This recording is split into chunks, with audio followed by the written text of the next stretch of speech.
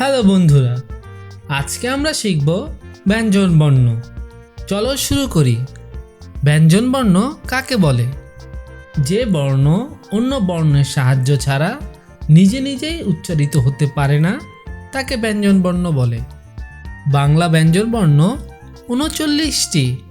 বাংলা ব্যঞ্জন বর্ণ: ক, খ, গ, ঘ, ঙ, চ, ছ, বর্গীয় জ, ঝ, ইয়, ট, ঠ, ড, ঢ, মূর্ধন্য ন, ত, থ, দ, ধ, দন্তান্ন, প, ফ, ব, ভ, ম, অন্ত্যেষ্টিয় জ, বয়শূন্য র, ল, তালিবাস্য, মূর্ধন্য স, দন্তাস্য, হ, ডয়শূন্য র, ঢয়শূন্য র, অন্ত্যেষ্টিয় অ,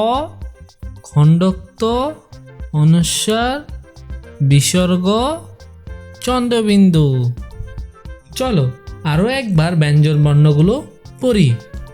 বাংলা ব্যঞ্জন বর্ণ: ক, খ, গ, ঘ, ঙ, চ, ছ, বর্গীয় জ, ঝ, ইয়, ট, ঠ, ড, ঢ, মূর্ধন্য ন, ত, থ, দ, ধ, দন্তান্ন, প, ফ, ব, ভ, ম, অন্ত্যেষ্টিয় জ, বয়শূন্য র, ল, তালিবাস্য, মূর্ধন্য স, দন্তাস্য, হ, ডয়শূন্য র, ঢয়শূন্য র, অন্ত্যেষ্টিয় অ,